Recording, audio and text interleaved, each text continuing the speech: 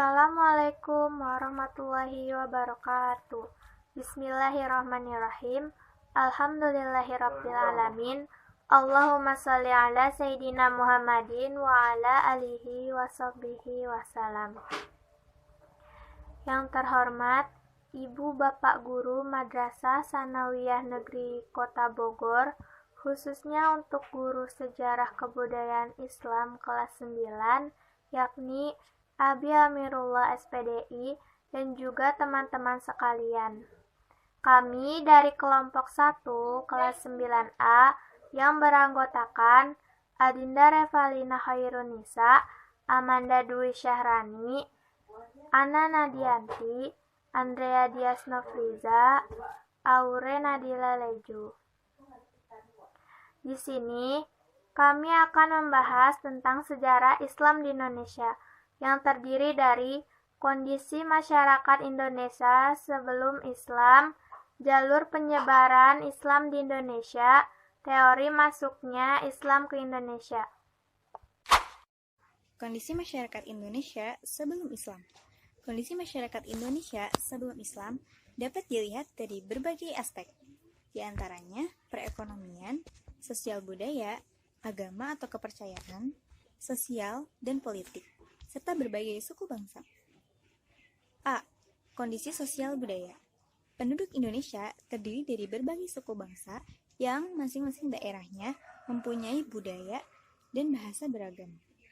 Keanekaragaman atau pluralitas tersebut merupakan kekayaan bangsa yang tidak ternilai harganya sehingga harus tetap dilestarikan. B.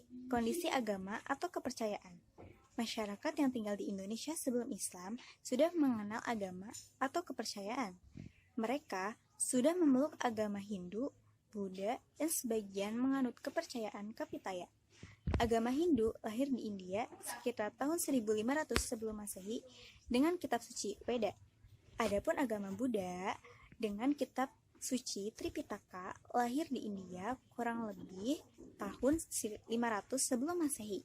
Sementara itu, Kapitaya adalah sebuah kepercayaan yang memuja Sang Hyang Taya, yakni bermakna hampa atau kosong.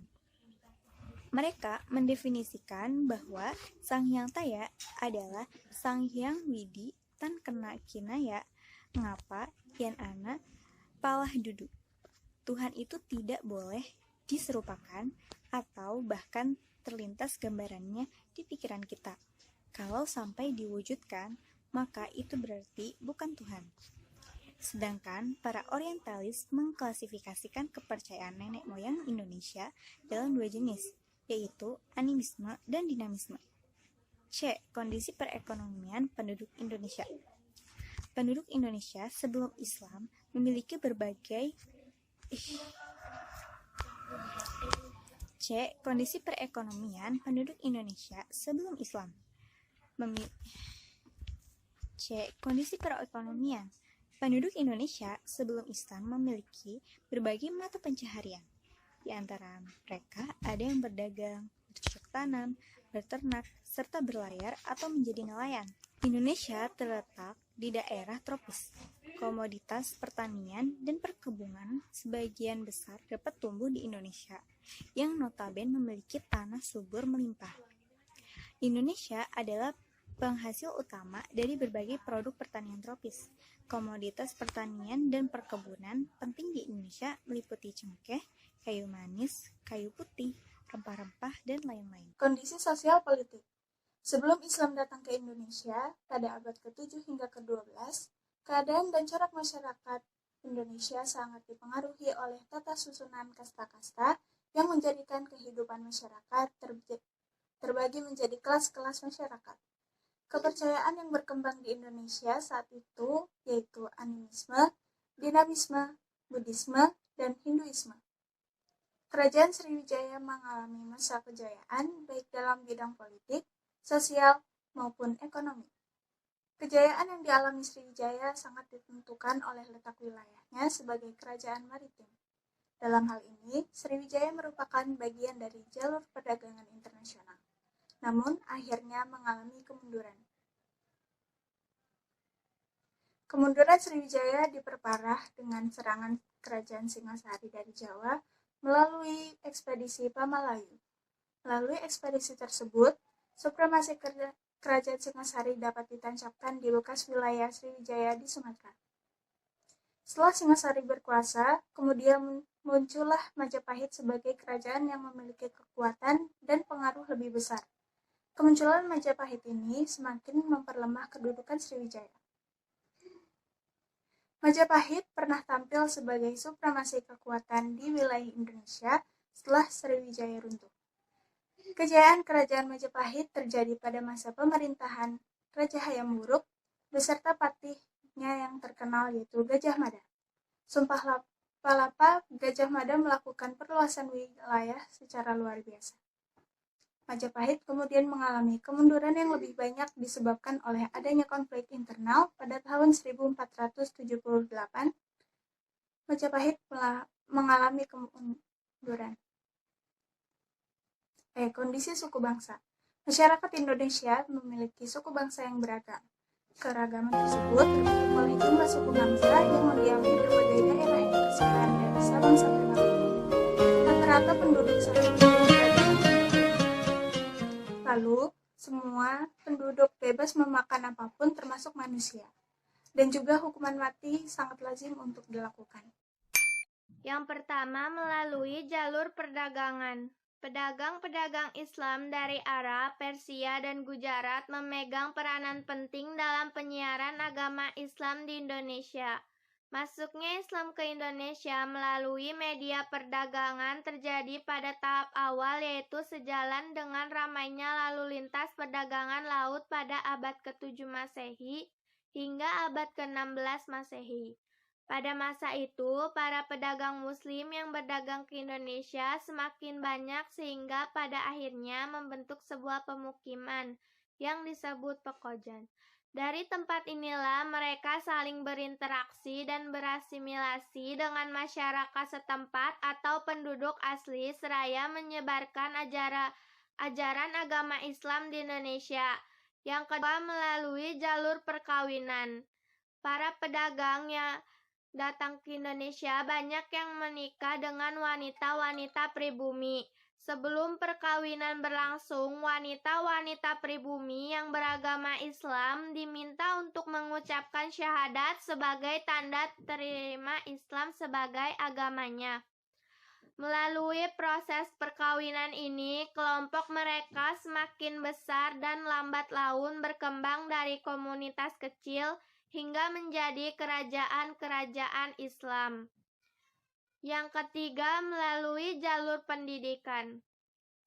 Penyebaran Islam melalui jalur pendidikan dilakukan melalui pesantren-pesantren khususnya oleh para kiai. Semakin terkenal kiai yang mengajar di sebuah pesantren itu, semakin besar pula pengaruh pesantren tersebut di tengah-tengah masyarakat.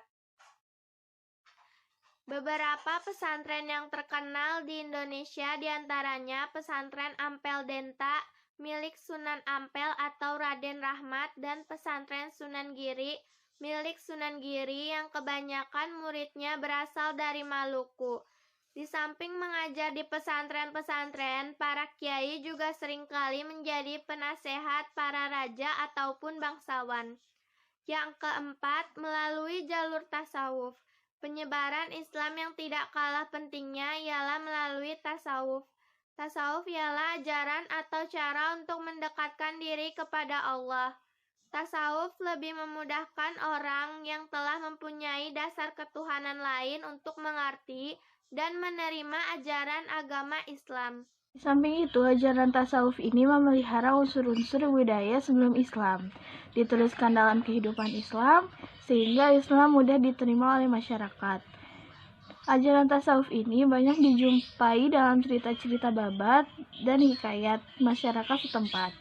Beberapa tokoh penyebar tasawuf, diantaranya Hamzah Fanzuri, Syamsuddin, Syekh Abdul Somad, dan Nurdin Al-Raniri. 5. Kesenian. Penyebaran agama Islam di Indonesia terlihat juga dalam kesenian Islam, seperti peninggalan seni bangunan, seni musik, seni pahat, dan seni sastra. Hasil-hasil karya seni ini dapat dilihat pada bangunan masjid-masjid kuno di Demak, Banten, Cirebon, dan Aceh. 6. Politik. Seorang raja mempunyai kekuasaan dan pengaruh besar dan memegang peranan penting dalam proses penyebaran agama Islam. Jika raja sebuah kerajaan memeluk Islam, maka rakyatnya juga akan memeluk agama Islam. Alasannya, karena masyarakat Indonesia memiliki kepatuhan yang tinggi terhadap rajanya.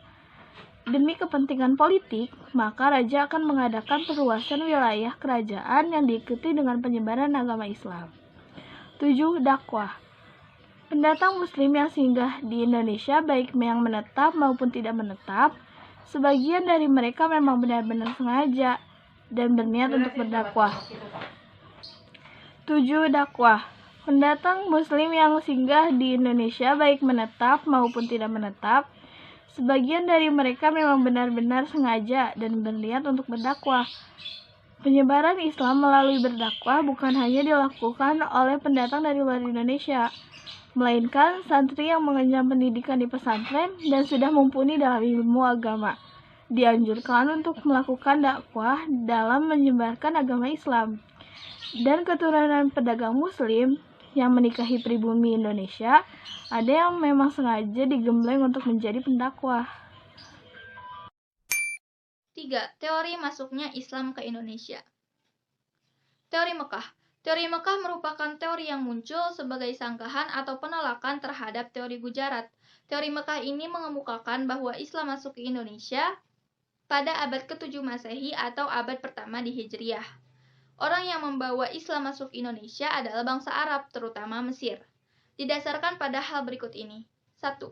Pada abad ke-7 Masehi atau 674 Masehi di pantai barat, lebih tepatnya di Sumatera, telah terdapat perkampungan Arab atau Islam. 2. Kerajaan Pasai yang menganut mazhab Syafi'i. 3. Kerajaan Pasai yang menggunakan gelar Al-Malik, di mana gelar itu dimiliki oleh Mesir. Teori ini didukung oleh Hamka Vanler dan T.W. Arnold. Jadi, menurut teori Mekah, Islam masuk ke Indonesia pada abad ke-7 Masehi. Dan yang berperan paling besar dalam penyebaran Islam adalah bangsa Arab. Teori Persia.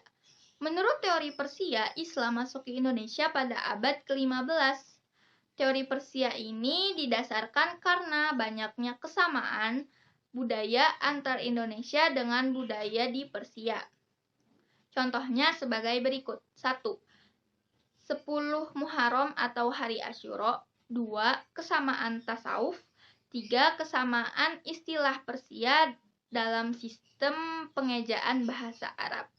Teori Gujarat. Teori Gujarat mengemukakan bahwa Islam masuk ke Indonesia pada abad ke-13 Masehi.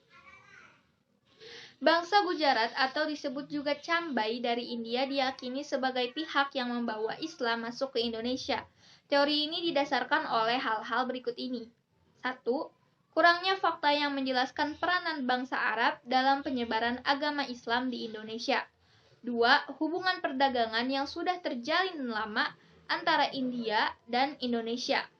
3. Adanya batu nisan milik Sultan Malik Al-Soleh atau Sultan pertama Kerajaan Pasai yang bertuliskan angka tahun 1297 dan bercorak khas Gujarat. Teori ini didukung oleh Snoughur Gronje, W.F. Stuttelheim, dan Bernard. Teori Cina. Ahli sejarah yang mendukung teori Cina adalah Profesor Selamat Muljana H.J. de Graaf. Teori Cina ini diadakan karena adanya asumsi unsur kebudayaan Cina dengan sejumlah unsur kebudayaan di Indonesia. Pengaruh Cina dalam penyebaran agama Islam di Indonesia bisa dilihat dalam bukti arkeologis. Contohnya adalah masjid-masjid kuno yang dibangun pada abad ke-15 Masehi. Contohnya Masjid Agung Demak, Masjid Agung Kasepuhan Cirebon, dan Masjid Agung Kudus. Di dalam Masjid Agung Kudus terdapat dinding masjid yang tertempel berbagai piring porselin dari masa dinasti Ming. Ini sebagai salah satu bukti arkeologis. Alhamdulillahirrabbilalamin, cukup sekian yang dapat kami sampaikan. Mohon maaf bila ada kesalahan atau kekurangan yang kami perbuat. Wassalamualaikum warahmatullahi wabarakatuh.